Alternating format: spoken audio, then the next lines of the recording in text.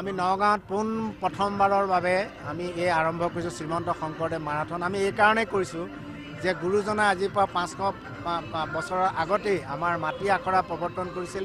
মাটি আখৰা হৈছে আপোনালোকে জানে যে আমাৰ শাৰীৰিক পৰিশ্ৰমটো, শাৰীৰিক ব্যায়াম কিমান দৰকাৰ, আজিকালি যোগাসন বুলি কয়। আৰু লেক অফ ফিজিকেল এক্টিভিটিৰ কাৰণে আমাৰ আৰু যদি হাই কেলৰি ফুড খোৱাৰ কাৰণে আমাৰ ল'ৰা ছোৱালীৰ মাজত কেনেকৈ এতিয়া বেমাৰটো অবেচিটি আমাৰ যেনেকৈ বাঢ়িছে, ৰান এগেইনষ্ট অবেচিটি, অৰ্থাৎ যদি আপোনালোকৰ শাৰীৰিক পৰিশ্ৰম নাথাকে ল'ৰা ছোৱালীবিলাকৰ তেতিয়া বেমাৰ আজাৰ হ'ব, লাইফষ্টাইল বিজি হ'ব, থাইৰইড হ'ব, ডায়েবেটিছ হ'ব, হাই BP হ'ব। গতিকে ইয়াৰ পৰা মুক্তি পাবলৈ হ'লে তেতিয়াহ'লে আপোনালোকে ফিজিকেল এক্টিভিটি ল'ৰা ছোৱালীক কৰাব লাগিব। ভাৰতবৰ্ষত এতিয়া প্ৰায় দৈনিক 500 পৰা 1000 আমাৰ 18 পৰা 35 বছৰ ল'ৰা ছোৱালী হাৰ্ট এটেকত মৰিব লগা হৈছে। গতিকে এতিয়া দৌৰা যদি অভ্যাস কৰে, আমাৰ হিমাত আছে ইয়াত দৌৰিছিল, সেইকাৰণে আমি ৰান এগেইনষ্ট অবেচিটি কৰিছোঁ। আৰু চাওক আমি মেডেলটোত আপোনালোকৰ হেৰি দিছোঁ, আমাৰ গুৰু আসনখন দিছোঁ।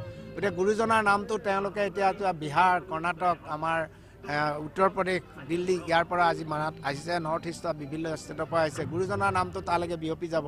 তেওঁ 500 বছৰৰ আগতেই তেওঁ এইখিনি কৰিছিলে, তেওঁ ফিজিকেল এক্টিভিটি ব্যায়াম কিমান দৰকাৰ। আৰু আজিও আমাক সেইকাৰণে হিমা দাস আমাৰ নগাঁৱৰ পৰা আজি বিশ্ব দৰবাৰত জিলিকি আছে। গতিকে আপোনাৰ ল'ৰা ছোৱালীক দৌৰিবলৈ শিকাওক আৰু তেতিয়া লাইফষ্টাইল যি শৰীৰ আমাৰ অভাৱৰ ফলত, আমাৰ পৰিশ্ৰমৰ অভাৱৰ ফলত যিবিলাক বেমাৰ তাৰ পৰা হাত সাৰক। আমাৰ বিভিন্ন ঠাইৰ পৰা, বিভিন্ন ৰাজ্যৰ পৰা, অসমৰ পৰা প্ৰায় 400 শতাধিক আমাৰ ৰেজিষ্ট্ৰেশ্যন কৰিছে আৰু তেওঁলোকক আমি সকলোকে অভিনন্দন জনাইছোঁ। 21 কিলোমিটাৰ হাফ মাৰাথন আৰু 10 কিলোমিটাৰ আৰু 5 কিলোমিটাৰ।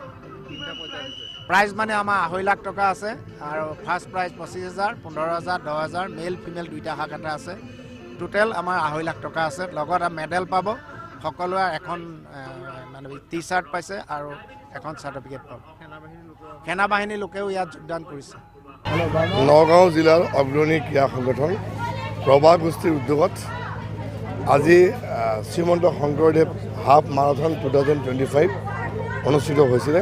সুন্দৰকৈ অনুষ্ঠিত হৈ গ'ল। আজি মই আছিলোঁ বঁটা বিতৰণী অনুষ্ঠানত, মই ধন্যবাদ জনাইছোঁ যে বিশেষকৈ প্ৰভা গোষ্ঠীক আজি সুন্দৰ এটা ইভেণ্ট ইয়াত পতাৰ কাৰণে। সমগ্ৰ ভাৰতবৰ্ষৰ বিভিন্ন ৰাজ্যৰ পৰা প্ৰায় 3 শতাধিক মাৰাথন যিসকল খেলুৱৈসকল ইয়ালৈ আহিছিলে আৰু তেওঁলোকৰ ইতিমধ্যে খেল সমাপনো হৈছে আৰু ইতিমধ্যে বঁটা বিতৰণী অনুষ্ঠান হৈছে। আমি আশা কৰিছোঁ প্ৰতি বছৰতে এই খেলখন মানে হৈ থাকিব, য'ত আমাৰ গুৰুজনাৰ জন্মস্থান শ্ৰীমন্ত শংকৰদেৱৰ নামেৰে। বহুত ধুনীয়া লাগিছে, মানে এনজয় কৰিছোঁ নগাঁৱৰ ভূমিত।